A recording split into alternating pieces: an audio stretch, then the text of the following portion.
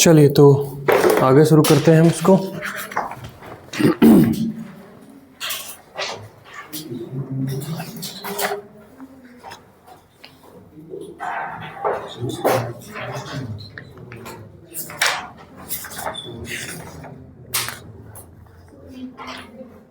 Methods of purification.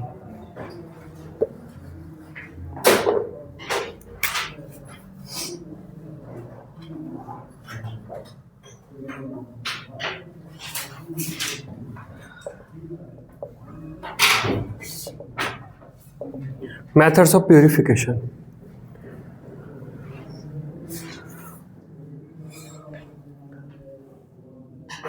ठीक है, तो देखिए यहाँ पे ये कहता है कि जो भी ऑर्गेनिक कंपाउंड जो बनते हैं वे कई बार एक के साथ एक दूसरा कंपाउंड भी बनता है या एक ही कंपाउंड का आइसोमर बन सकता है।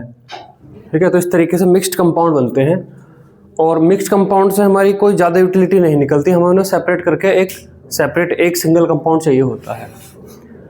तो कंपाउंड्स को कैसे सेपरेट करेंगे या कैसे प्यूरिफाई करेंगे? सेपरेट करना में भी वही प्रोसेस है लगभग और प्यूरिफाई करने में भी वही प्रोसेस है। दोनों में हम किन्हीं दो चीज़ों को अलग अलग चीज़ों में कर लेते हैं, है ना।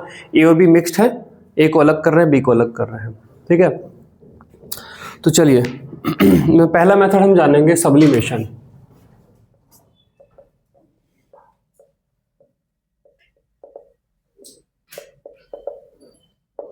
सब्लिमेशन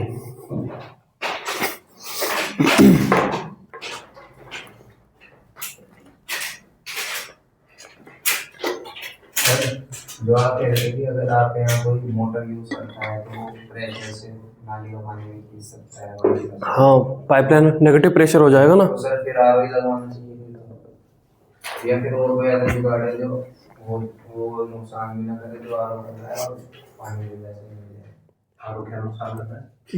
यूवी लगाना चाहिए, केवल यूवी लगाओ। यूवी जो है हमारा काम, तो हमें तो डर उससे है ना कि बैक्टीरिया वायरस तो नहीं आ गए, है ना। तो पानी को यूवी ट्यूब में से पास किया जाता है। यूवी उस पर यूवी की एक ट्यूबलाइट होती है, जैसे ये होती है ट्यूबलाइट, ये होती हैं, ये तो एलईडी वाली है। जो पहले ये आती थी ट्यूबलाइट यूवी लाइट इमिट करती हैं, उनके अंदर फॉस्फर कोटिंग होती थी। तो यूवी लाइट जब फॉस्फर कोटिंग पे पड़ती थी तो वो वाइट लाइट इमिट कर देती थी। तो उन ट्यूबलाइट्स में वो फॉस्फर कोटिंग नहीं होती, बस ट्यूबलाइट होती है वो, तो वो यूवी लाइट निकलती है। और उस यूवी लाइट के चारों तरफ एक ऐसे होलो ट्यूब होती है, उसमें से पानी पास होता है। तो वायरस बैक्टीरिया वहाँ पे यूवी लाइट से मर जाते हैं। केवल यूवी टाइप का अगर कुछ आता है शायद उस पर रिवर्स ऑस्मोसिस तो सॉल्ट भी हटा देगा, सब हटा देगा वो तो उसका तो उद्देश्य बस ये है कि केवल पानी निकले। सॉल्ट भी हटा देगा, सॉल्ट एसेंशियल है ना। यूवी केवल बैक्टीरिया वायरस को मारेगा, वो ज़्यादा सही चीज़ है ना। मेरा मानना ये है, बाकी और कुछ चीज़ें हो सकती हैं, है ना। Sublimation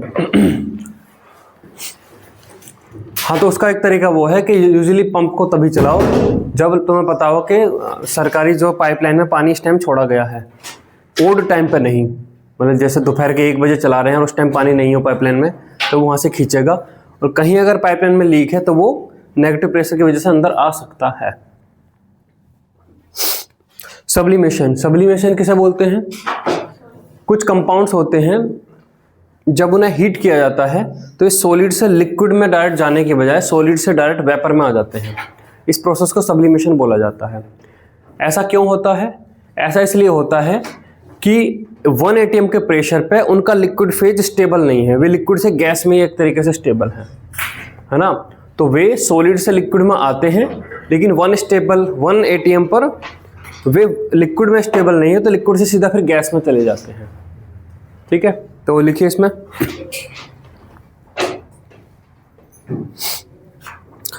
the process of conversion of sublimable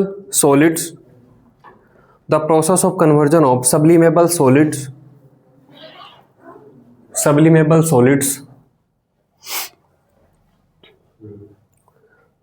to vapor state to vapour state directly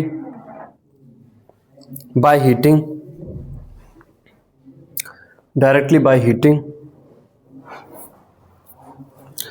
without passing through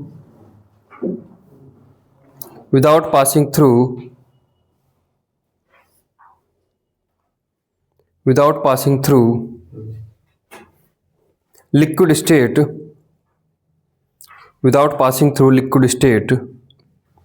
is called sublimation.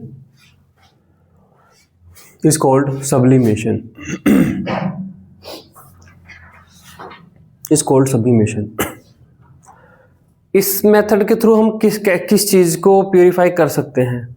अगर दो ऐसे सॉलिड मिक्स्ड हैं जिनमें एक तो हीट करोगे तो एक तो डायरेक्ट वेपर बना लेगा और एक डायरेक्ट वेपर नहीं बनाएगा, वो यूजुअली लिक्विड बनाए या फिर वो उस टेम्परेचर पे स्टेबल है। दो सॉलिड, एक सॉलिड तो ऐसा कि जैसे ही आपने हीट किया वो सॉलिड तो तुरंत वेपर फेज में जाने लगा, और दूसरा सॉलिड या तो वो स्टेबल है उस टेम्परेचर पे या फिर वो ज़्यादा लिक्विड में जा रहा है ना। दोनों ही वेपर में जाने लगे तो क्या फ़ायदा होगा, है ना। तो इस चीज़ का एडवांटेज उठाते हुए हम एक सब्सटेंस ए को बी से अलग कर सकते हैं। ठीक है, तो लिखिए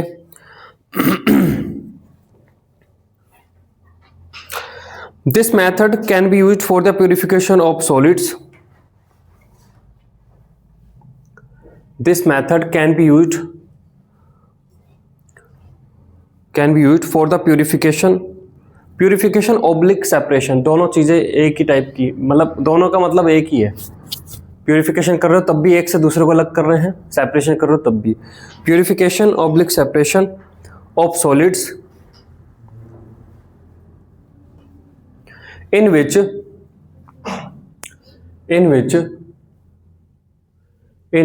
one solid is sublimable,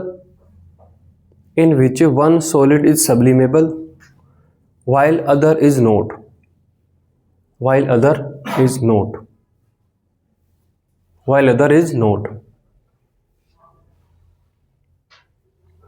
ठीक है।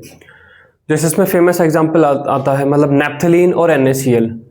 नेप्थलीन सॉलिड है रूम टेम्परेचर पे और NaCl भी सॉलिड है, वे आपस में मिक्स हो गए, उनके पाउडर मिक्स हो गए, है ना। पाउडर फॉर्म में दोनों मिक्स हैं। आप अगर हीट करोगे तो नेप्थलीन तुरंत वेपर फेज में जाने लगेगा और वेपर फेज को हम फिर कलेक्ट कर सकते हैं, है ना। तो देखिए इसमें नहीं, कपूर वैसे केमिस्ट्री पॉइंट से कपूर तो अलग चीज़ है। नेप्थलीन वो होती है जिसकी नेप्थलीन बॉल्स आती हैं। हाँ, नेप्थलीन बॉल्स शायद वो होती हैं जो यूरिनल्स में वगैरह में डाली जाती हैं या फिर कपड़ों में भी डाल दी जाती हैं, जिससे कपड़ों में वो कुछ छोटा मोटा कीड़ा होता है वो ना लगे। और कैम्फर वो होता है जो कई बार वो पूजा करते टाइम वो छोटी सी वाइट वो जलाते हैं और वो एक साथ जलने लगता है, छोटी सी जो होती है ना, वो कैम्फर है। तो देखिए इसमें किस तरीके का सेटअप होता है। यहाँ पर एक ये स्टील की जाली है, एक स्टैंड पे ऐसे रखी हुई है।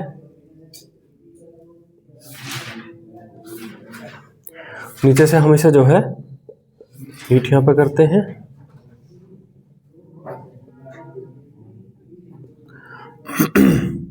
यहाँ पर एक चाइना डिश रखी हुई है, इसके अंदर कुछ सब्सटेंस ये है और यहाँ पर आप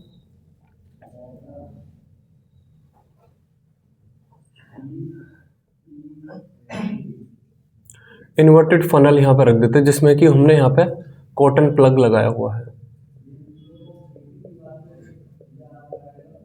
कॉटन प्लग लगाया हुआ है ना। जैसे यहाँ पर हमने NH4Cl प्लस NaCl इसको लिया हुआ है, तो अमोनियम क्लोराइड भी सब्लिमेबल सब्सटेंस है ना। तो इसके यहाँ पर क्या जलने लगेंगे, यहाँ पर इसके जब हम हीट करेंगे तो यहाँ पर ये वेपर फेज में होगा, लेकिन ऊपर जाकर ये फनल ठंडी हो रही है तो वहाँ पर जाकर उसकी वेपर वापस से कंडेंस होने लगेंगे। ठीक है, यहाँ पर आपकी वेपर बन रही है।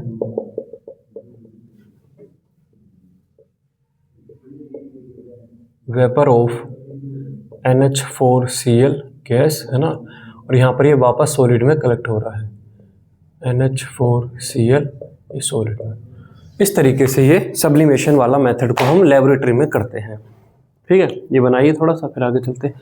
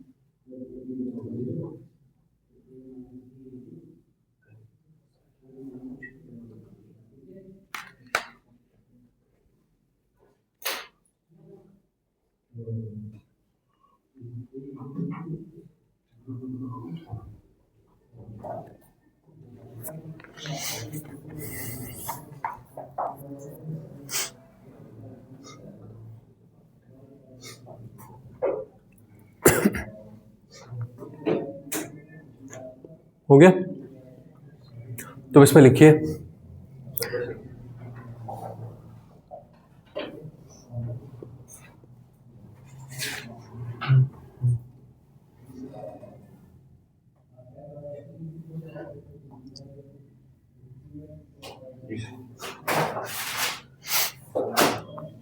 Example.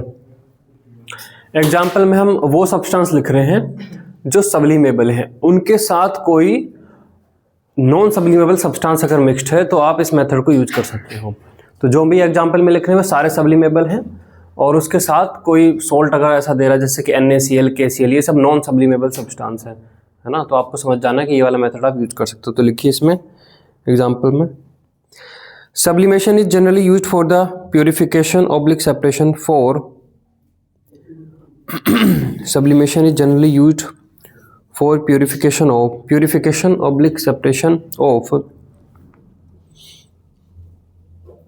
camphor, CaMPHOR, camphor, naphthalene,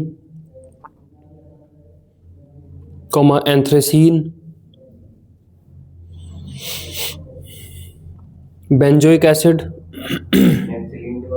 anthracene, naphthalene, anthracene, benzoic acid, phthalic anhydride,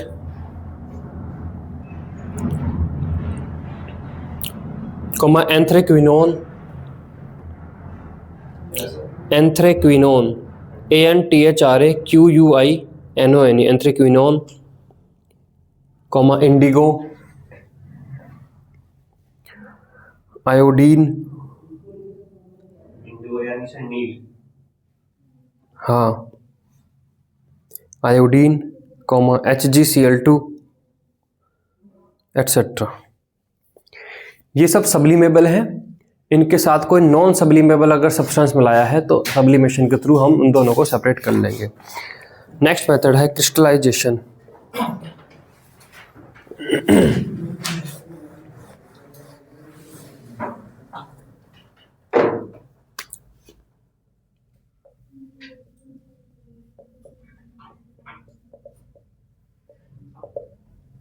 crystallisation,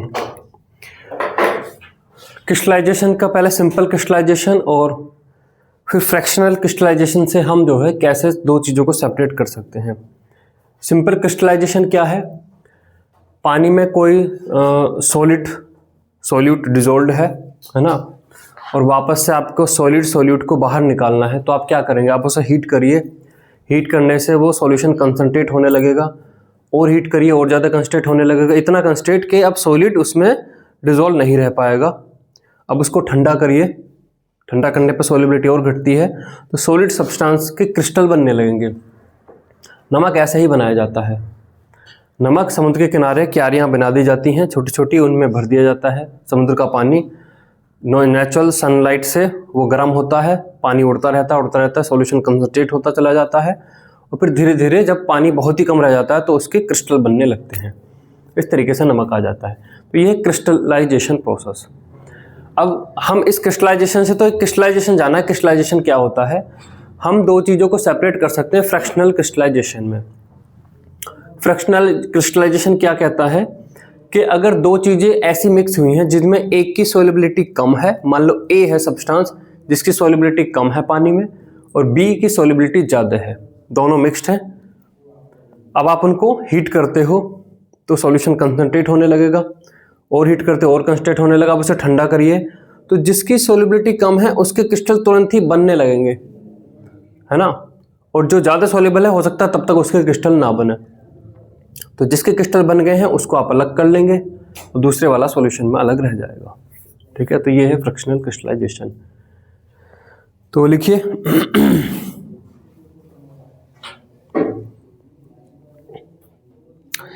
crystallisation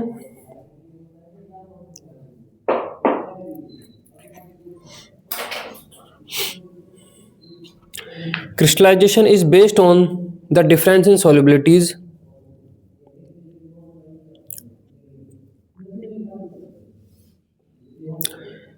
crystallization is based on the difference in the solubilities of compounds.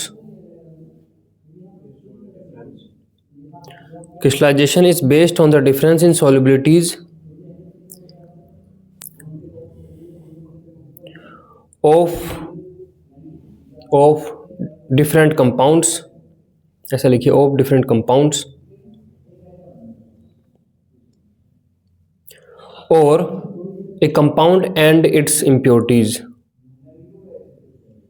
or a compound and its impurities in a suitable solvent, in a suitable solvent.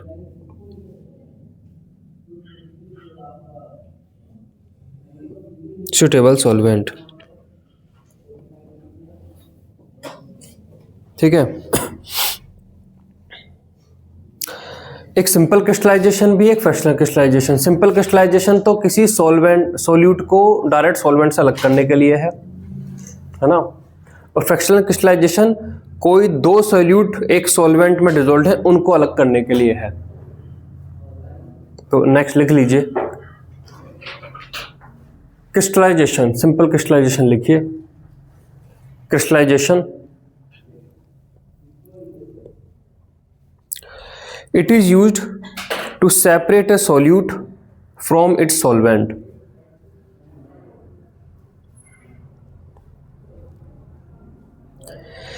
It is used to separate a solute from its solvent.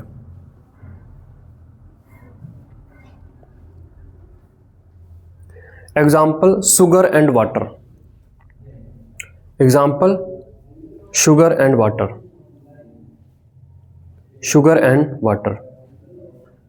ठीक है, गन्ना मिल में जो ये sucrose रहता है, पानी के अंदर एक तरीके से सॉल्यूशन, गन्ने का रस सुक्रोज का पानी में सॉल्यूशन है, तो उसको शुगर मिल में उसको हीट किया जाता है ना, जो खोई होती है गन्ने की उसी से जला के हीट किया जाता है, उसे उबाला जाता है, उबालते उबालते पानी वहाँ से इवेपोरेट कर दिया जाता है और चीनी के क्रिस्टल बन जाते हैं।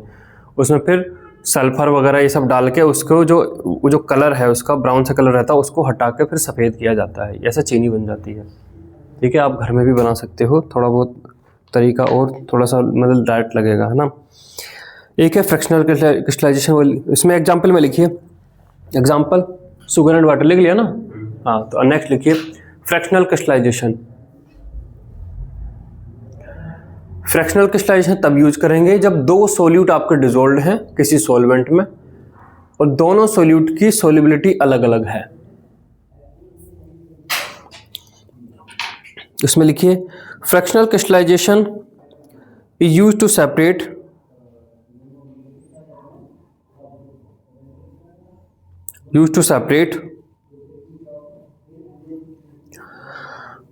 two dissolved solute having different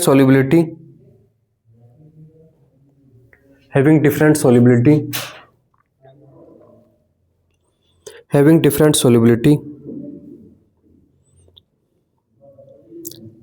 in a solvent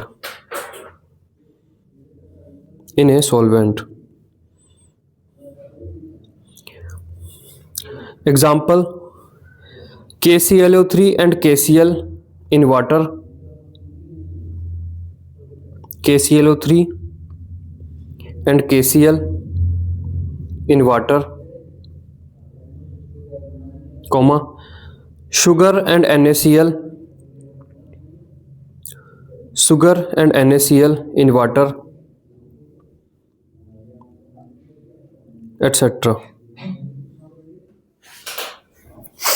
ठीक है। तो यहाँ पर वो कहता है कि डिफरेंट टाइप के सॉल्वेंट यूज किए जा सकते हैं।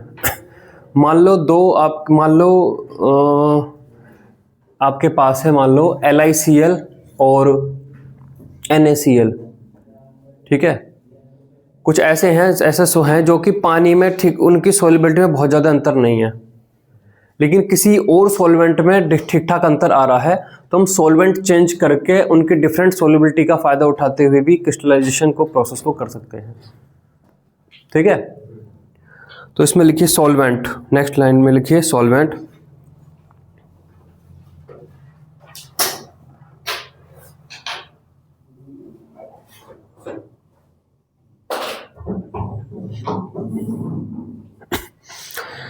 Most commonly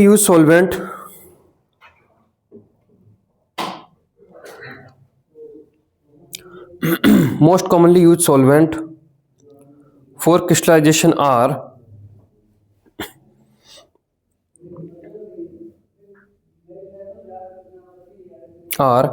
water, alcohol, ether, chloroform, carbon tetrachloride, acetone, CCl4, acetone, benzene, etc. वो जो हमने लिखा sugar and NaCl in water नहीं, इन इथेनॉल लिखो। Sugar and NaCl in ethanol, लेकिन वाटर में बेस्ट नहीं हो पाएगा। Sugar and NaCl in ethanol. Water के अंदर नमक जो है ठीक ठाक सॉल्युबल है, चीनी भी ठीक ठाक सॉल्युबल है।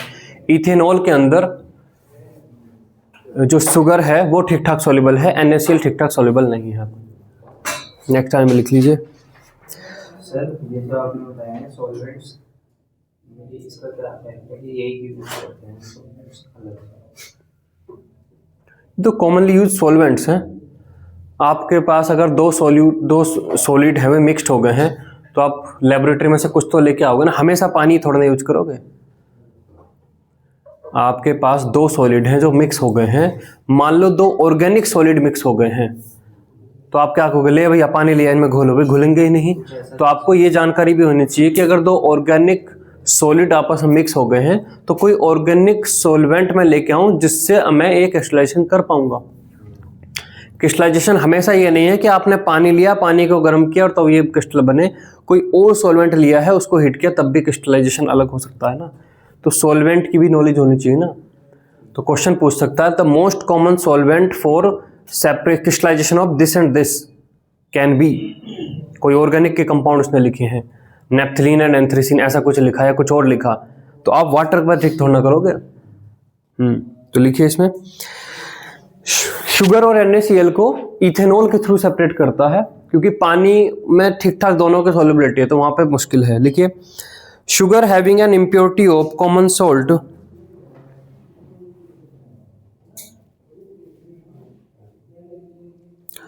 sugar having an impurity of common salt can be crystallized from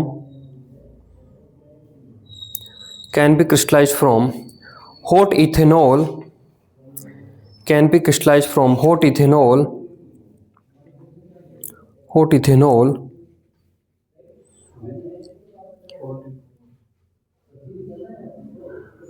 ethanol, comma, since sugar dissolve in hot ethanol, but common salt does not. Common salt does not.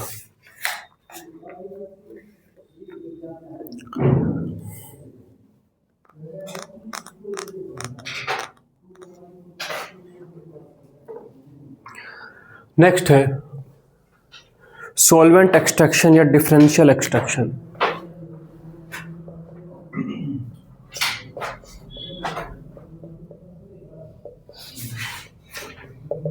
Solvent extraction और इसी को बोलते हैं differential extraction.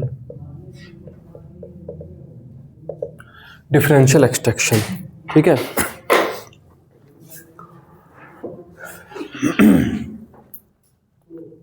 इसे मैं करके दिखाऊंगा, है ना, प्रैक्टिकल को। हाँ, यही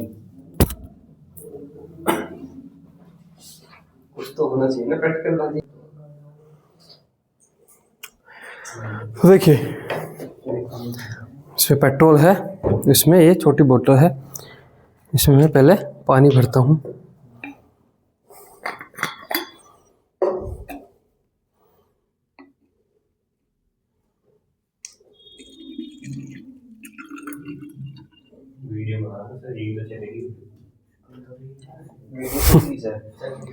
ठीक है, चल रही हो ना चल रही हो, इन सब कामों में लगेंगे, कौन बैठ के सब शॉट बनाएगा। लास्ट में वो फेस सा लगाते हैं, बाकी कुछ नहीं। देखिए, इसमें अभी मैंने पानी ले लिया, यहाँ पे एक मार्कर से पेन का जो निशान भी बनाया हुआ है ना, दिख रहा है वो? देखो, पेन से एक मार्कर से निशान बनाया हुआ ना, तो यहाँ पर इतना पानी लिया हुआ है इसमें भी, है ना, यहाँ तक इस पे एक निशान बनाया हुआ है। अब मैं इसमें पेट्रोल डालूंगा, है ना।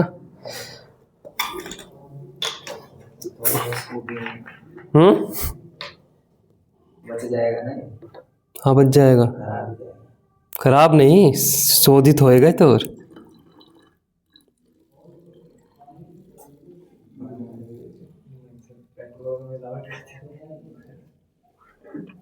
डाला है ना।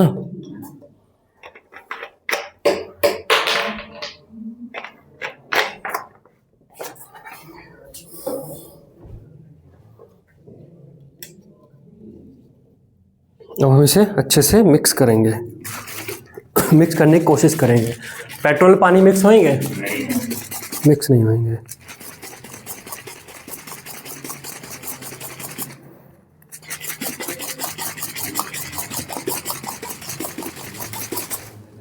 अब इसे थोड़ी देर के लिए रख देंगे, 1 मिनट के लिए, है ना।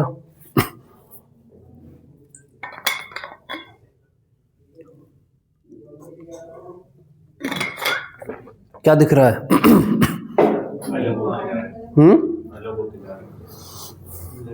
नहीं, वो तो मिक्स किए, पानी ज़्यादा नहीं हो गया? पानी ज़्यादा हो गया है? ये जो है ये ज़्यादा हो गया, ये मतलब पानी इस मार्क तक था, अब तो मार्क दिख रहा साफ साफ, पानी इस मार्क तक हमने लिया था और ये भी ज़्यादा हो गया। थोड़ी देर और सेटल करोगे तो थोड़ा और ऊपर तक ही अच्छे से आ जाएगा यहाँ तक। तो ये पानी कैसे बढ़ा, मतलब जो पानी वाला वॉल्यूम है वो बढ़ कैसे गया? हाँ, डिफरेंशियल एक्सट्रैक्शन या सॉल्वेंट एक्सट्रैक्शन। जो ये पेट्रोल था ये E20 पेट्रोल था, है ना, E20 पेट्रोल था। तो जो E20 पेट्रोल है, E20 पेट्रोल अगर आप यहां पे ले रहे हैं, अगर आप ले रहे हैं 100 ml, तो 100 ml के अंदर 80 ml पेट्रोल है प्योर वो हाइड्रोकार्बन है, और 20 ml यहां पर क्या है, 20 ml यहां पर ये है C2H5OH, इथेनॉल है। ये दोनों मिक्स हो जाते हैं तब उसे E20 पेट्रोल बोल देते हैं। E10 में वो 10 होएगा, है ना। अभी जो इथेनॉल है ये पेट्रोल में सोल्यूबल है क्योंकि इसके पास हाइड्रोकार्बन पार्ट है ना, ये हाइड्रोकार्बन पार्ट है, ये सोल्यूबल है, soluble in petrol due to hydrocarbon part. Hydrocarbon तो सर पेट्रोल में, हाँ, ड्यू टू C2H5 वाला जो पार्ट है, ड्यू टू C2H5 वाला जो पार्ट है इसकी वजह से। हाँ, ये तो प्योर हाइड्रोकार्बन ही है, ये तो C15H32 मतलब C17H32 समथिंग। सुनो तो सही, ये पेट्रोल है, ये प्योर हाइड्रोकार्बन है, इसके पास हाइड्रोकार्बन वाला पार्ट है उसकी वजह से पेट्रोल में सोल्यूबल है, इसके पास ये पोलर पार्ट है उसकी वजह से पानी में भी सोल्यूबल है, ये दोनों में सोल्यूबल है ना। Soluble in water due to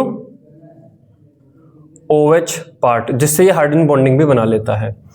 अब हाइड्रोजन बॉन्डिंग की वजह से मोर सोल्यूबल है, ये आपका मोर सोल्यूबल है पानी में, ठीक है। तो जो C2H5 है वो पेट्रोल में भी सोल्यूबल है और वो आपका पानी में भी सोल्यूबल है। अब अगर पेट्रोल के अंदर मैं पानी डालता हूं और अच्छे से मिक्स करता हूं तो वो जो इथेनॉल वाला पार्ट है जो पेट्रोल में कम सोल्यूबल है, वाटर में ज़्यादा सोल्यूबल है, वो पेट्रोल वाले पार्ट को छोड़ के पानी में आने लगता है घुलने के लिए, क्योंकि उसमें वो ज़्यादा सोल्यूबल है ना। तो यहाँ पे पहले मैंने पानी लिया और पानी में मैंने पेट्रोल डाला, और जब मैंने उन्हें इस एक तरीके से शेक किया तो ये जो इतना पार्ट बढ़ गया ना, ये इथेनॉल है जो petrol plus ethanol E20 petrol में से निकल के पानी में आके घुल गया है, ठीक है। तो अब अगर मैं इसे मैं उल्टा करूं, यहाँ पे अगर मैं इसे अब उल्टा करूं तो एक सेपरेटिंग फनल टाइप से बन गई है। इसमें अगर यहाँ पे वाल्व हो तो मैं इसे खोलूंगा, तब तक खोलूंगा जब तक ये नीचे वाला ना निकल जाए, और जब ये नीचे निकल जाएगा तो केवल येलो वाला पार्ट मतलब केवल पेट्रोल बच जाएगा, तो प्योर पेट्रोल मेरे पास आ जाएगा। तो E20 पेट्रोल से प्योर पेट्रोल आप बना सकते हो इस मेथड से, और ये मेथड काम कर रहा है सॉल्वेंट एक्सट्रैक्शन, मतलब पानी ने उसको निकाल लिया, या डिफरेंशियल एक्सट्रैक्शन। डिफरेंशियल मतलब वही कि दो चीजें मिक्स हैं, उनकी किसी तीसरे सॉल्वेंट में अलग अलग सॉल्युबिलिटी है। सर वो प्योर इथेनॉल है जो साथ में डाला हुआ है, प्योर ही होगा। हाँ नीचे वाला तो, हाँ, तो लोग शराब पीने के लिए यूज कर सकते हैं। अब ऐसा ना हो कि इसमें मीथेनॉल भी हो, मीथेनॉल से अंधे भी हो जाते हैं, है ना। तो नीचे वाले पार्ट की मैं गारंटी नहीं दे सकता, लेकिन ऊपर वाला पार्ट आप प्योर पेट्रोल है, ये गारंटी है। तो ये इसमें अलग करके इसमें वापस पानी मिलाएंगे पेट्रोल में, तो तब नहीं आग बनेगा। नहीं, अब देखो, अब ये जो है, अब मैं इसे अगर अलग करूं और फिर इसमें पानी मिलाओ फिर कुछ नहीं होएगा, फिर हैं पूरा इथेनॉल पानी में आ गया है। अब मैं इस नीचे वाले पार्ट को ढक्कन खोलूं तो नीचे वाला पहले आ जाएगा, फिर ये प्योर पेट्रोल बच जाएगा। उस प्योर पेट्रोल को आप पानी डालो, कितना शेक करो, उसमें से कुछ नहीं होएगा, उतना का उतना ही रहेगा। प्योर पेट्रोल और पानी मिक्स नहीं होते, ठीक है। तो अब इसे खोलेंगे, ये निकल जाएगा, फिर मैं वापस टंकी में डाल दूंगा, प्योर पेट्रोल अब ये बन जाएगा, ठीक है। तो ये होता है सॉल्वेंट एक्सट्रैक्शन, ठीक है। लिखिए चलिए इसमें,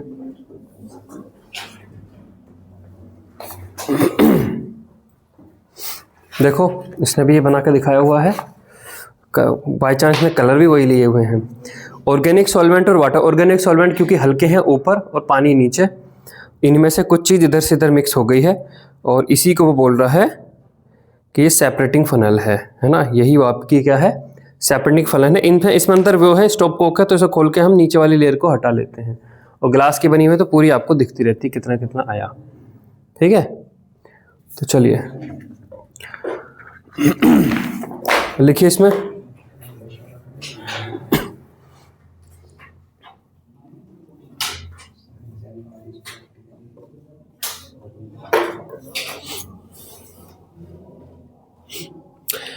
the process of isolating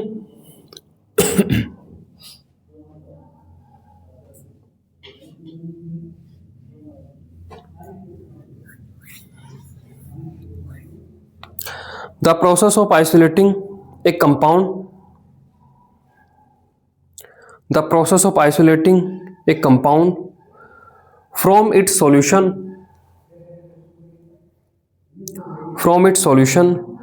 by shaking it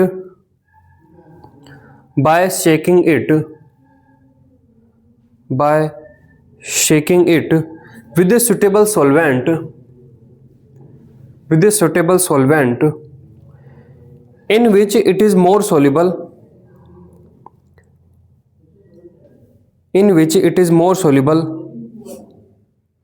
is called differential extraction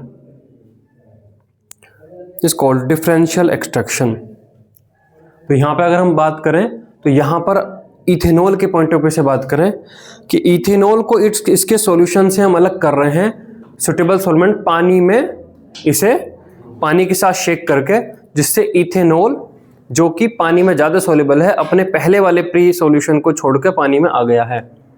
ठीक है, तो इथेनॉल के पॉइंट ऑफ व्यू से आप इसको पढ़ोगे तो आपको बिल्कुल सही लगेगा, है ना। Full stop. It is also called solvent extraction.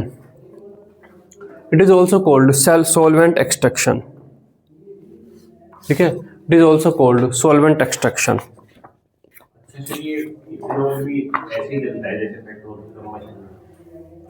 Ethanol भी जलता है, प्योर इथेनॉल, जैसे जो अल्कोहल जो आता है बाजार में नशे के लिए, जो शराब बोलते हैं, वो भी उसमें 55% इथेनॉल रहता है और 45% उसमें पानी रहता है।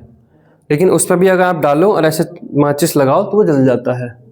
तो सोचो प्योर होगा तो बहुत तेजी से जल जाएगा, लेकिन इथेनॉल की कैलोरीफिक वैल्यू पेट्रोल से कम है, तो इसलिए माइलेज कम देते हैं, वो सारी चीज़ें हैं।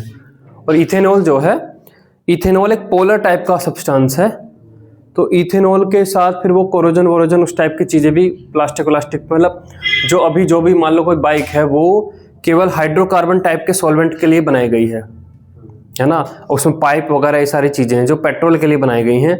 अब उसमें कोई पोलर टाइप का सॉल्वेंट भी आने लगे तो पाइप हो सकता है घुलने लगे, डिजोल्व होने लगे, कुछ समस्या उसमें आने लगे, तो वो सारी चीज़ें भी हो सकती हैं।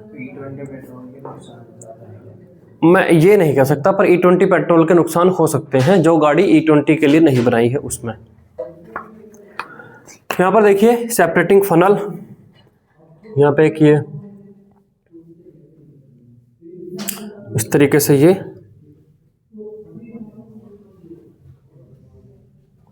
इस तरीके से फनल ये होती है।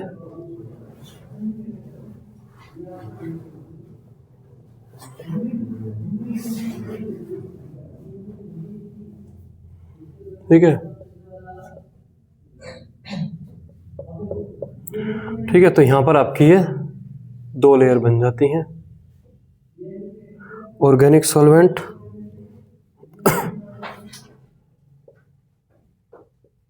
ऑर्गेनिक कंपाउंड लेयर, और मान लो यहाँ पर वाटर है तो वाटर लेयर, कुछ इस तरीके से आपकी बन जाती हैं। इनमें से आप इनको सेपरेटिंग फनल इसे बोलते हैं, सेपरेटरी फनल, SEPARO,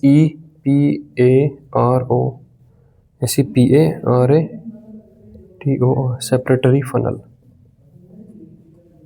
ठीक है, सेपरेटरी फनल इसको बोलते हैं। ये बनाइए, फिर मैं एग्जांपल दिखा दूँगा।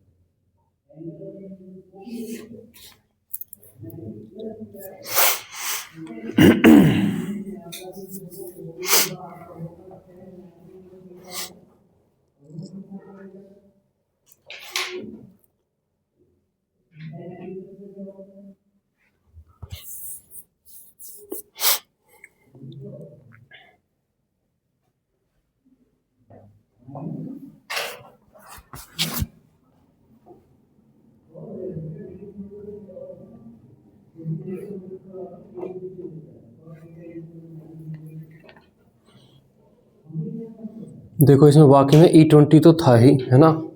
ये अगर मैं यहाँ पर ये 5 पार्ट मानूं तो लगभग एक पार्ट यहाँ पर लगभग आ गया है ना। इसको अगर 5 पार्ट मानूं तो ये 1th पार्ट एक पार्ट है यहाँ पर, मतलब 20% पूरा मिलाया है ठीक ठाक अच्छे से, है ना। इससे आप ये भी पता कर सकते हो कि पेट्रोल E20 है या E10 है। E10 होता तो ये लेयर और छोटी बनती। ये भी बता सकते हो आने वाले टाइम में ऐसा तो नहीं कि धीरे से E30 देने लगे, है ना। तो लिखिए इसमें एग्जाम्पल में, benzoic acid can be extracted from its aqua solution. Benzoic acid मतलब बेंजीन पर लगा है COH, तो ऑब्वियस है कि COH की वजह से ये पानी में भी सॉल्युबल होगा। Benzoic acid can be extracted from its aqua solution, from its aqua solution, from its aqua solution, from its aqua solution. देखिए जो चीज कम है उसके फेवर वाला सॉल्वेंट आपको डालना है ना। यहां पर पानी में, ढेर सारे पानी में थोड़ा बेंजोइक एसिड है, तो आप बेंजोइक एसिड को अलग निकालने की दृष्टि से सॉल्वेंट डालिएगा। ये नहीं कि बेंजोइक एसिड से पानी निकालने के लिए, है ना, तो आप उसमें benzene as a solvent use करेंगे तो बेंजीन में वो घुल जाएगा। तो लिखिए from its aqua solution using benzene as solvent, using benzene as solvent, using benzene as solvent.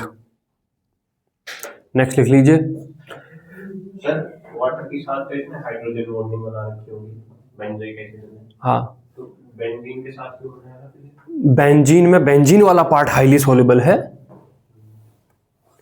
Hydrogen bonding बना रखी है, लेकिन इतना बड़ा जो नॉन पोलर पार्ट है वो तो जबरदस्ती उसमें गया है ना, वो तो जबरदस्ती गया है ना। अब वो इतना बड़ा पार्ट तो बहुत खुशी खुशी से बेंजीन के अंदर आएगा ना। अब मान लो ये वाला पार्ट हाइड्रोजन बॉन्डिंग बनाता है, मैं बहुत लंबी हाइड्रोकार्बन चेन लगा दूं तो तुम्हें क्या लगता है कि वो पानी में घुलने लगेगा, पानी में इनसॉल्युबल हो जाएगा। इतना छोटा सा पार्ट इतनी बड़ी नॉन हाइड्रोफिलिक चैन को कैसे ले जाएगा उसमें, है ना। नेक्स्ट लिख लीजिए यही, petrol and ethanol can be, so इसमें ऐसा लिखिए, ethanol can be extracted from its hydrocarbon solution, ethanol can be extracted from its hydrocarbon solution. Bracket में लिख लीजिएगा पेट्रोल, है ना, पेट्रोल का ये एग्जांपल है, हाइड्रोकार्बन सॉल्यूशन ब्रैकेट में petrol, using water as solvent, using water as solvent, using water as solvent.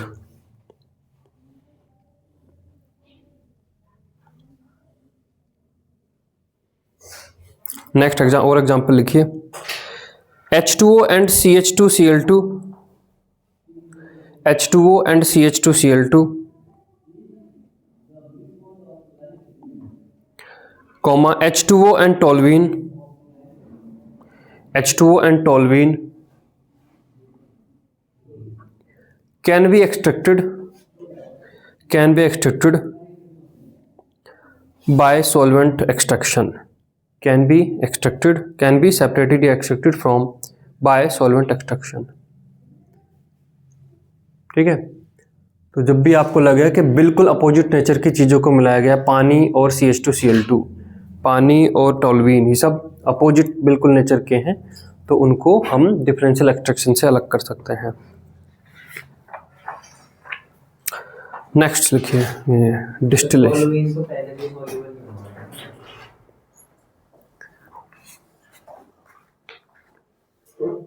वही है कि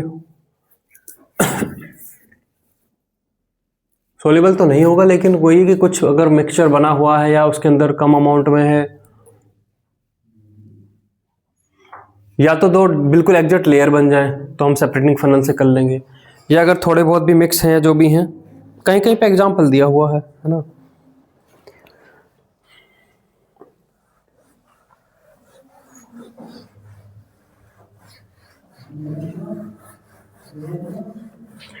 नेक्स्ट है डिस्टिलेशन।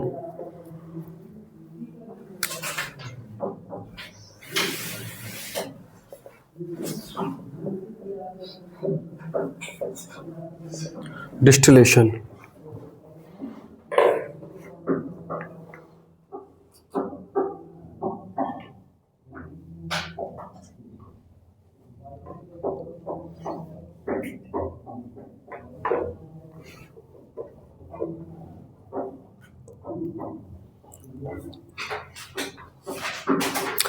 डिस्टिलेशन इसमें हम 3 टाइप के डिस्टिलेशन पढ़ेंगे, 4 टाइप के, है ना। पहला लिखेंगे सिंपल डिस्टिलेशन।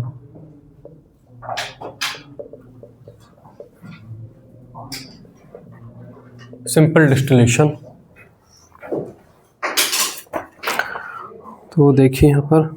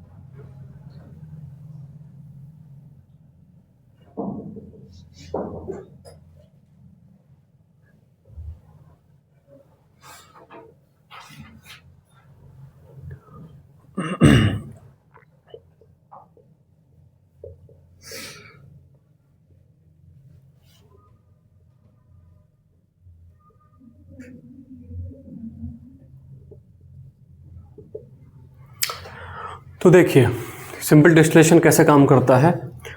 दो आपके पास लिक्विड्स हैं जिनका एक मिक्सचर बन गया है, उन दोनों लिक्विड के बॉइलिंग पॉइंट में ठीक ठाक अंतर है। बॉइलिंग पॉइंट में ठीक ठाक अंतर होने का मतलब उनकी जो वेपर प्रेशर है उनमें ठीक ठाक अंतर है, ठीक है। जैसे कि मान लो यहाँ पे देखें कि बेंजीन है जिसका बॉइलिंग पॉइंट है 353 केल्विन और एनिलीन है जिसका बॉइलिंग पॉइंट है 457, लगभग 100 केल्विन का, 100 केल्विन मतलब 100 डिग्री का अंतर है। तो ऑब्वियस है कि बेंजीन एनिलीन से कहीं ज़्यादा वोलेटाइल होगा। आपने उन दोनों का मिक्सचर है, उदाहरण के लिए मान लीजिए कि लिक्विड फेज में मोल फ्रैक्शन 0.5 है, लिक्विड फेज में उनको सेम वो दिया गया है ना, शेयर। अब यहाँ पे जब वेपर बनेंगी तो जो ज़्यादा वोलेटाइल होगा उसकी वेपर बहुत ज़्यादा बनेंगी और जो कम वोलेटाइल होगा उसकी वेपर काफ़ी कम बनेगी। तो अगर बॉइलिंग पॉइंट में यहाँ पे देखें 100 डिग्री सेंटीग्रेड का अंदर है तो बेंजीन लगभग 90% बेंजीन की वेपर होंगी और 10% एनिलीन की वेपर होंगी, होगा। तो यहाँ पे जो वेपर हैं उनमें मेनली बेंजीन होगा, 90% बेंजीन होगा और 10% एनिलीन होगा। अब ये वेपर्स यहाँ पे इसमें जाएंगी, आगे बाहर निकलेंगी। बाहर ये जो ट्यूब है इसके चारों तरफ एक जैकेट है जिसमें कि ठंडा पानी फ्लो होता रहता है, जिससे कि जो ये वेपर है ये ठंडी हो जाए और ठंडी होने के बाद वापस से कंडेंस हो जाएंगी और यहाँ पर ड्रॉप बाय ड्रॉप गिरेंगी। तो यहाँ पर बताइए कि ये जो लेफ्ट वाला ये हमारा राउंड बॉटम फ्लास्क है उसके अंदर मोल फ्रैक्शन अगर यहाँ पर 0.5 है तो यहाँ पर मोल फ्रैक्शन कितने आएंगे, 0.1 0.9 आएगा, मतलब बेंजीन का 0.9 और एनिलीन का 0.1। तो एक तरीके से 50-50% से 90-10 पे आ गया। ठीक है, अब अगर 90-10 में ही आपको काम चल जा रहा हो तो ठीक है। कई बार ऐसा है ना कि 50-50% पे काम नहीं चल पा रहा, आप पेट्रोल के अंदर पानी मिला दिया, 90 और 10 है, ठीक है चल जा रहा है, लेकिन 50-50 है तो काम नहीं चल पा रहा। तो अगर ये 90-10 पे आपका काम चल जा रहा है तो ठीक है, हो गया।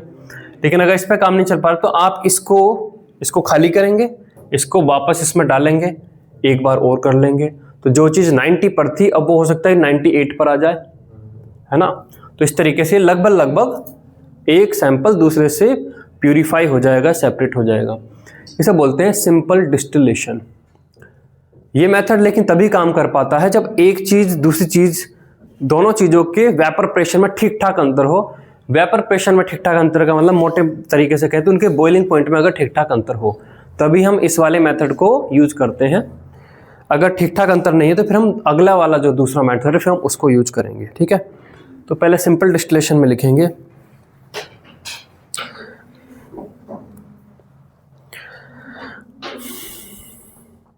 the liquids that have boiling point difference, the liquids that have boiling point difference greater than 40 degrees centigrade, greater than 40 degrees centigrade can be purified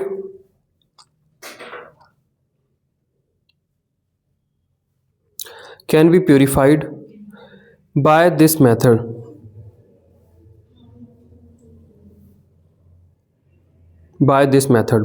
full stop.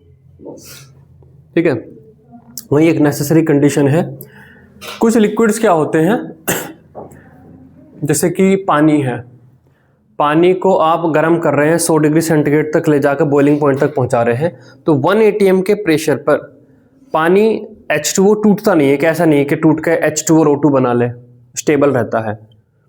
कुछ लिक्विड्स ऐसे होते हैं जो जिनको जब गर्म किया जाता है तो अपने बॉइलिंग पॉइंट तक पहुंचने से पहले ही वे टूटने लगते हैं, है ना, डिकम्पोज होने लगते हैं। अदर कंपाउंड जैसे ग्लिसरीन वगैरह है वो टूटने लगते हैं। तो ऐसी वाली कंडीशन यहाँ पर नहीं होनी चाहिए।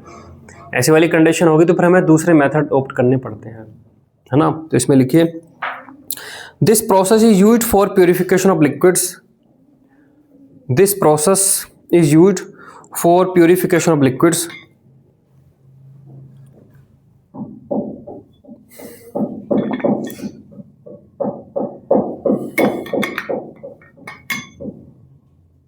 which does not undergoes decomposition at their boiling point, does not undergo decomposition at their boiling point,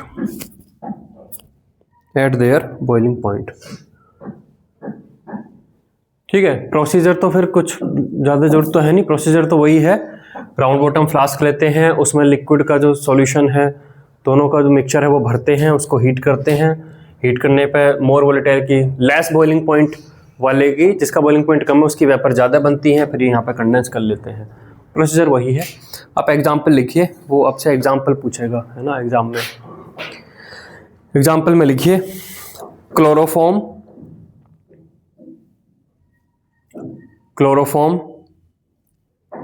boiling point 334 Kelvin, and aniline boiling point 457 Kelvin।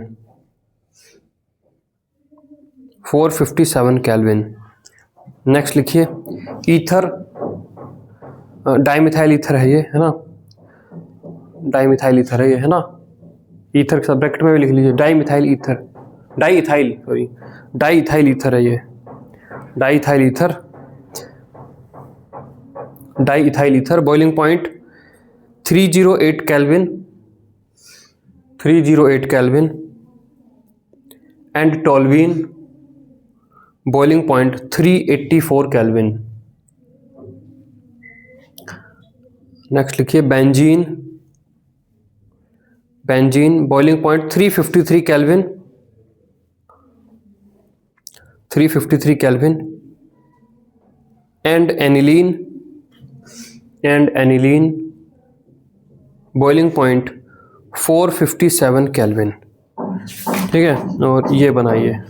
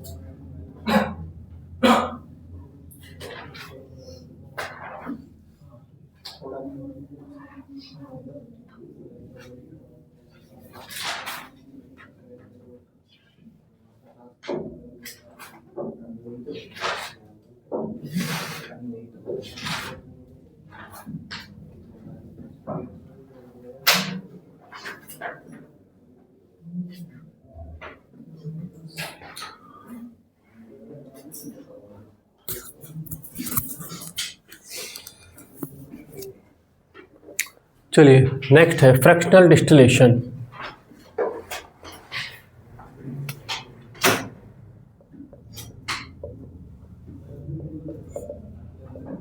Fractional distillation,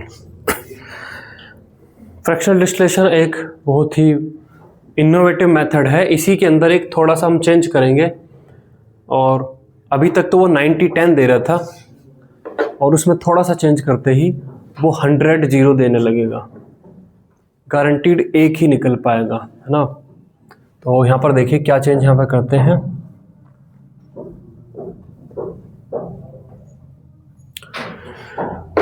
यहाँ पर एक फ्रैक्शनलिटिंग कॉलम लगा देते हैं।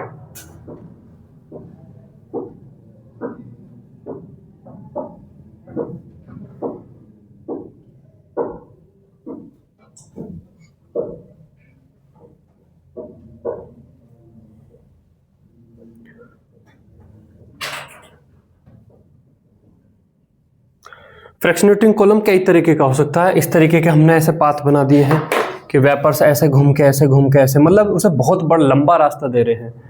जैसे जैसे देखिए गर्म वो केवल यहाँ हो रहा है, जैसे जैसे इस ट्यूब में ऊपर उठ रहा है तो बाहर हवा वगैरह की वजह से जो भी लैब में है ये ठंडा होता जा रहा है। ऊपर नीचे से गर्म है, ऊपर तो कुछ गर्म हीट आ नहीं रही ना, तो यहाँ से यहाँ जैसे ही यहाँ से छोड़ेगा वो ठंडा होना शुरू हो जाएगा, और ये इतनी लंबी नेक है कि उसमें ठंडा होता चला जाएगा।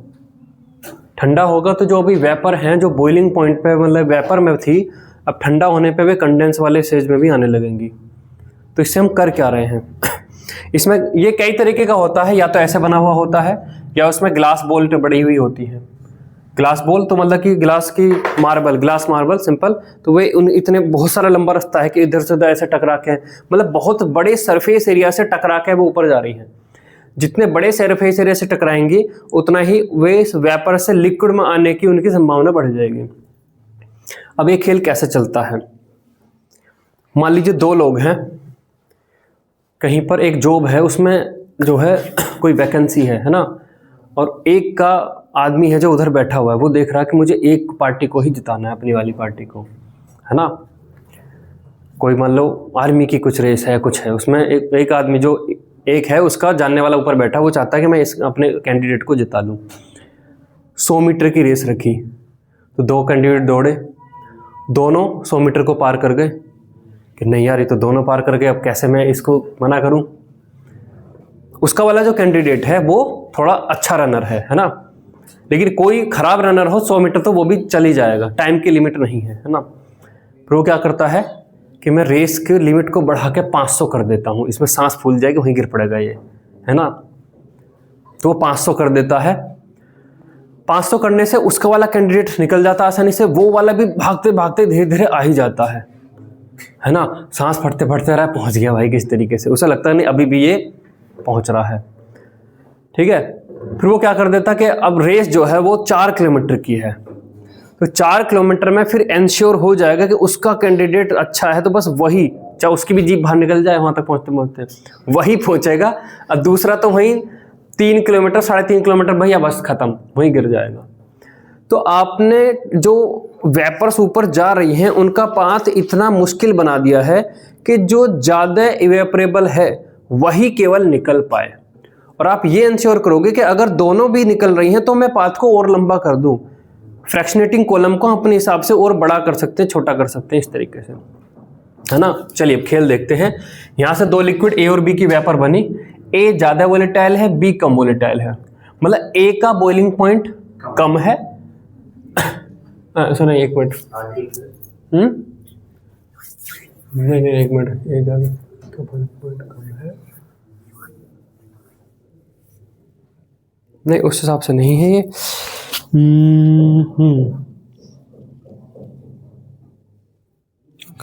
हो जाएगा ना, एक सेकेंड।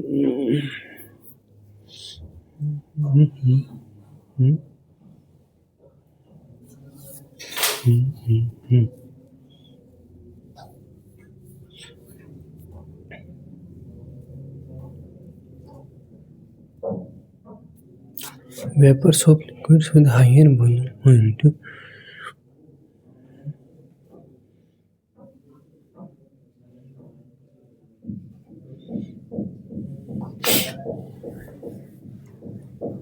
यूज कर रहा है थोड़ा सा।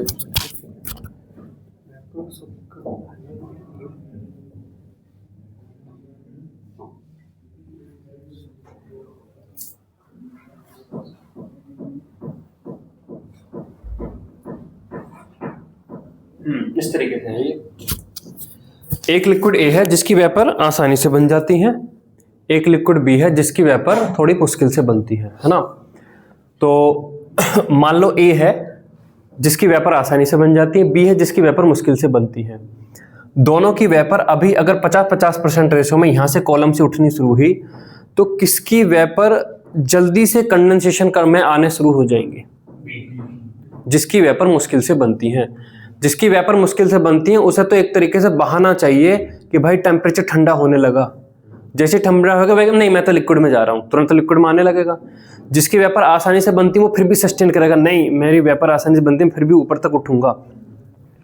तो क्या होने लगेगा कि ए की वेपर आपकी उठ के यहां तक पहुंच जाएंगी और बी की यहां तक पहुंचने से पहले ही दम तोड़ के सारी की सारी कंडेंस होकर वापस फिर इसमें ड्रॉप बाय ड्रॉप फिर टपकने लगेंगी, है ना। अगर लग रहा कि बी की वेपर भी यहां पे पहुंचने लगे तो आप फ्रैक्शनेटिंग कॉलम को और लंबा ले लोगे, है ना। दैट मीन्स अगर ए और बी के वेपर प्रेशर मतलब कि इसमें यहाँ पे बॉइलिंग पॉइंट में कम डिफरेंस है तो फ्रैक्शनेटिंग कॉलम आप लंबा ले लोगे, ज्यादा डिफरेंस है तो फ्रैक्शनेटिंग कॉलम आप छोटा ले लोगे, और ज्यादा डिफरेंस है तो फ्रैक्शनेटिंग कॉलम लेने की जरूरत नहीं है। नॉर्मल जब ये ठंडा होता है उसी से ही काम चल जाता है जो कि सिंपल डिस्टिलेशन में था, है ना। तो बस इसमें ये फ्रैक्शनेटिंग कॉलम लगा होता है। तो अगर बॉइलिंग पॉइंट में डिफरेंस काफी कम है तो ये फ्रैक्शनेटिंग कॉलम मोर वोलेटाइल लिक्विड को ही उस फ्रैक्शनेटिंग कॉलम में से पार होने देता है, और लो बॉइलिंग पॉइंट मतलब जो जिसकी वेपर प्रेशर कम था, जिसकी वेपर कम बन रही थी, वो पहले ही यहाँ तक पहुँचने से पहले ही कंडेंस हो जाता है और वापस उसमें ड्रॉप बाय ड्रॉप वापस गिरता रहता है। वो वापस उसी प्रोसेस में फंसा रहता है। यहाँ से वेपर बनी, ऊपर तक पहुँचने से पहले ही कंडेंस होगी, फिर नीचे गिर गई, ठीक है। और जो मोर वोलेटाइल है वो यहाँ से निकला और यहाँ तक पहुँच गया, और यहाँ तक अगर यहाँ तक पहुँच गया फिर तो कंडेंस होकर फिर वो यहीं पे गिरेगा, ठीक है, ठीक है। एक बार आपको वेपर को यहां पहुंचने देते कि यहां पहुंचते अगर वो लिक्विड बन गया तो फिर इधर थोड़ा ना गिरेगा, फिर तो इधर गिरेगा फिर वो, ठीक है, तो आपकी वेपर बस यहां पहुंच जाए इस पॉइंट पर, फिर इधर गिरेगी। जो इससे पहले ही मर गई वो फिर इधर ही गिरेगी। ठीक है। तो लिखिए fractional distillation is used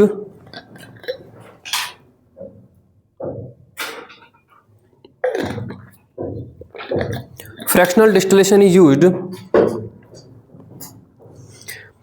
if the difference in the boiling point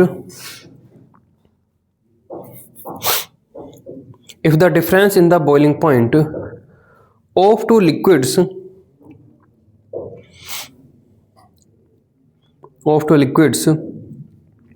is less than 40 degrees centigrade.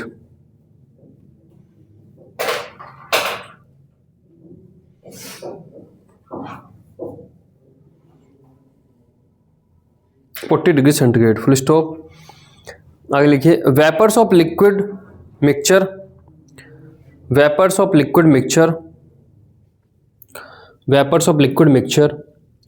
are passed through fractionating column before condensation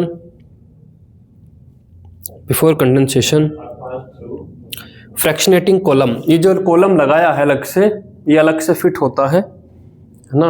round bottom flask के अंदर ये पूरा फ्रैक्शनेटिंग कॉलम फिट हो जाता है। Fractionating column before condensation comma which is fitted over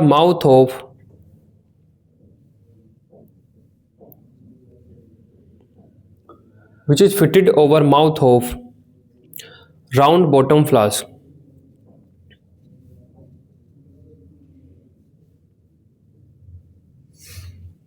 fractionating column क्या देता है? फ्रैक्शनेटिंग कॉलम ऊपर जाती वेपर्स को एक लार्ज सरफेस एरिया प्रोवाइड कराता है जहां पर वे ठंडी होकर कंडेंस हो सकती हैं। तो जो आसानी से कंडेंस होगी वो वापस इसी फ्लास्क में गिरती रहेंगी, और जो आसानी से कंडेंस नहीं हुई, जो ऊपर तक पहुंच ही गई, वो फिर यहाँ पर आएंगी। तो इस तरीके से प्योर ए को बी से अलग कर लेते हैं, है ना। कोई 90-10 नहीं, 100-0, है ना। इसमें लिखिए fractionating column provides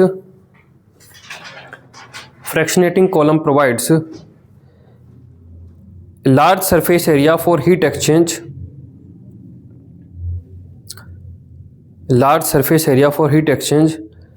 between ascending vapors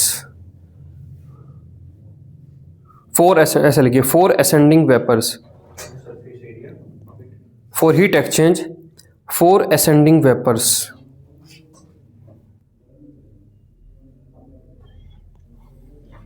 ठीक है।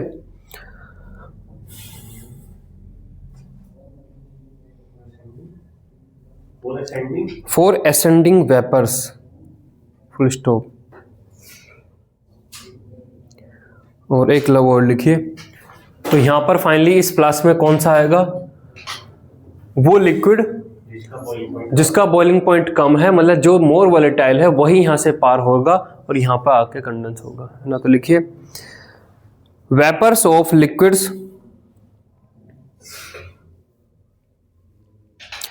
with higher boiling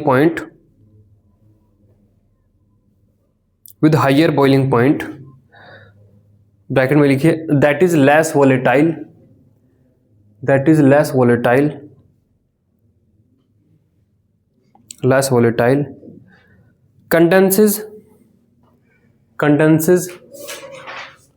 condenses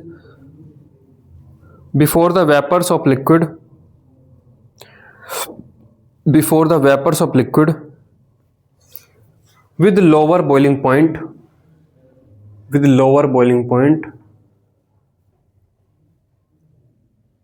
bracket में लिखिए that is more volatile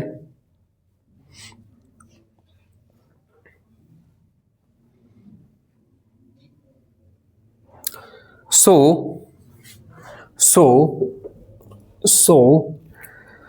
the vapors rising up the fractionating column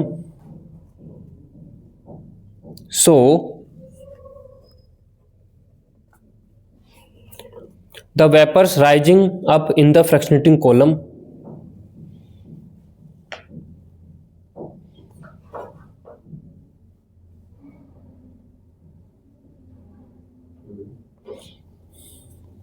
is richer in more volatile component.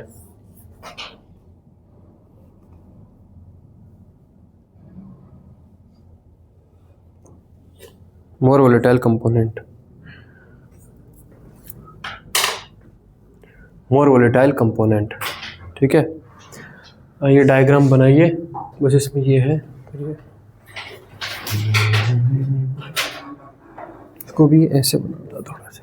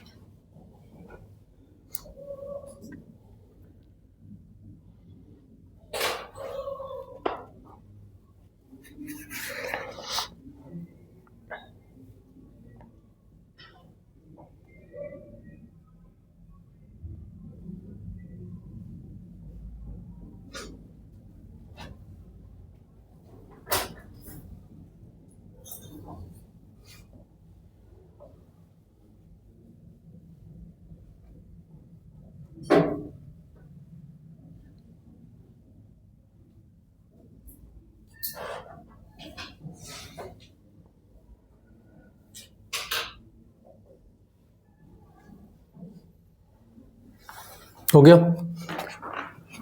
Example ना, लिखिए एग्जाम्पल। जो क्रूड ऑयल से जो ये बनाया जाता है पेट्रोल डीजल, ये कैसे बनाया जाता है? फ्रैक्शनल डिस्टिलेशन ही होता है उसमें। ये तो छोटा एपरेटस है, ये तो छोटा एपरेटस है, मतलब ये तो 1-8 लीटर को अलग करने के लिए है, लेकिन वहाँ पर बहुत बड़ा कॉलम और कंटिन्यूस सेपरेशन है इसमें, है ना। दैट मीन्स अगर मान लो इसमें 10 चीज़ें मिक्स हों तो अलग अलग जगह पे के मान लो जो मोस्ट वोलेटाइल है ए सबसे ज़्यादा वोलेटाइल, उसकी वेपर यहाँ तक पहुँच जाएंगी, तो यहाँ पे एक होल बना रखा, वहाँ से निकाल ली वेपर। बी थोड़ा सा कम वोलेटाइल है तो यहाँ तक पहुँच जाएंगी, सी थोड़ा कम है, डी थोड़ा कम है, तो इस तरीके से मल्टीपल उसमें ओपनिंग्स हैं।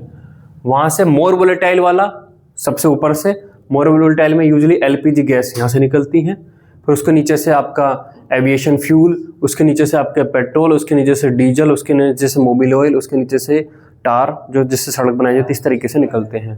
तो बस क्रूड ऑयल लेते हैं, उसको नीचे से गर्म करते हैं और बहुत लंबा फ्रैक्शनेटिंग कॉलम रहता है, मतलब होगा 100-150 फीट ऊंचा फ्रैक्शनेटिंग कॉलम। उसमें बीच बीच में ओपनिंग्स है, वहाँ से अलग अलग बॉइलिंग पॉइंट के लिक्विड वहाँ से निकलते हैं। सर उसमें एक भी कंपोनेंट वेस्ट नहीं होता? यूजली ऐसे ही बोलते हैं, मतलब जो सबसे लाइट वो है जिसका बॉइलिंग पॉइंट सबसे कम है, वो एलपीजी गैस है, प्रोपेन ब्यूटेन वो अलग, उसके नीचे एविएशन फ्यूल, फिर पेट्रोल, फिर डीजल, फिर मोबिल ऑयल्स, फिर नैप्था वैप्था कुछ और भारी, फिर सबसे और नीचे वाले जो ये जिससे कि हाँ वैक्स वगैरह भी हैं, और जो सबसे नीचे वाला जो बिल्कुल रॉ है वो सड़क के ये बनाने के लिए जो है कोल टार, जो कोल टार कोल जैसा बोल देते हैं, वो होता है। तो ये होता है कोयले से नहीं भाई, क्रूड ऑयल से बनता है वो, ये सब उससे निकलता है ना। तो लिखिए इसमें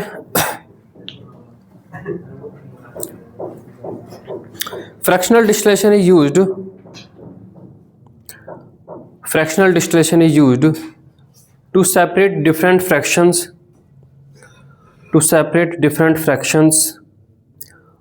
of crude oil,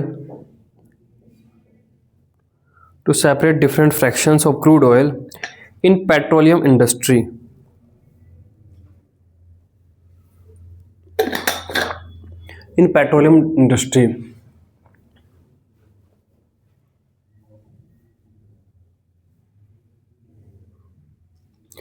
like diesel plus petrol, like diesel plus petrol, comma, kerosene and naphthalene,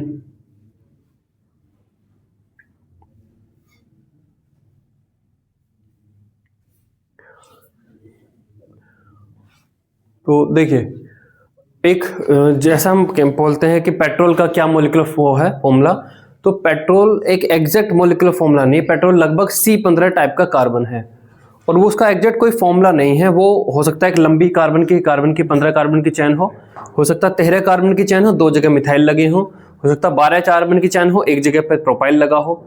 तो मिक्सचर है कुछ का, है ना, कुछ का मिक्सचर है। डीजल का भी कोई एग्जैक्ट फॉर्मूला नहीं कह सकते, मिक्सचर है ना। कहाँ से क्रूड ऑयल निकाला गया है, उसको हीट करने के बाद वो किस तरीके से टूटा, तो जो भी मेन रॉ क्रूड ऑयल है वो किस तरीके से कहाँ पे बॉन्ड टूट जाएगा वो हम नहीं कह सकते। वो केवल और केवल बॉइलिंग पॉइंट के डिफरेंस पे अलग हो रहे हैं। तो 2 डिफरेंट कार्बन वाले सब्सटेंस का बॉइलिंग पॉइंट सेम हो सकता है, नहीं हो सकता, हो सकता नहीं हो सकता, ठीक है। 6 कार्बन वाला कोई नॉर्मल हेक्सेन हो और 5 कार्बन वाला कोई इस तरीके से चैन बनी हुई हो, उन दोनों का बॉइलिंग पॉइंट लगभग सेम हो सकता है। तो बॉइलिंग पॉइंट का डिफरेंस पे अलग होते हैं।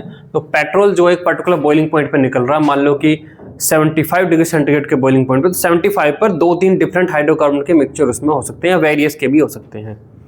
तो पेट्रोल, डीजल, इन सब के एग्जैक्ट मोलिकुलर फॉर्मूला नहीं लिखा जा सकता।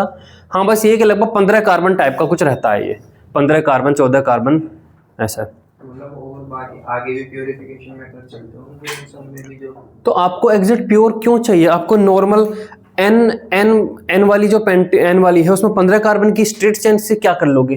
नहीं, मतलब जैसे पेट्रोल डीजल वगैरह है, ये जब निकले तो उनमें भी 2-3 कंपोनेंट और मिलके आ ही जाते होंगे, बिल्कुल। क्यों?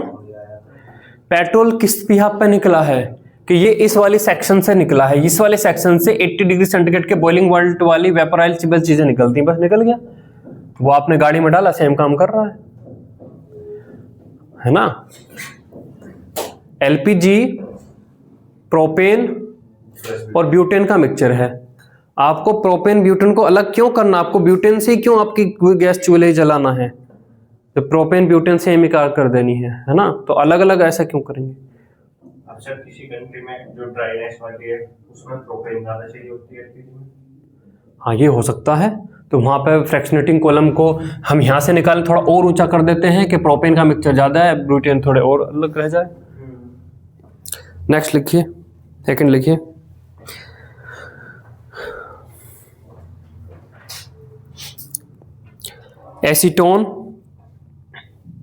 Acetone boiling point 330 kelvin and methyl alcohol boiling point 338 kelvin and methyl alcohol boiling point 338 kelvin. देखिए 8 केल्विन का अंतर है ना, फिर भी हम अलग कर लेंगे इससे।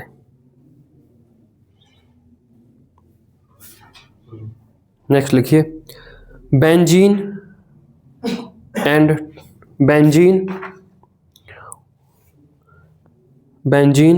लिखिए boiling point 353 kelvin and toluene boiling point 384 kelvin, ठीक है, एटसेट्रा। ये हम इससे अलग कर सकते हैं।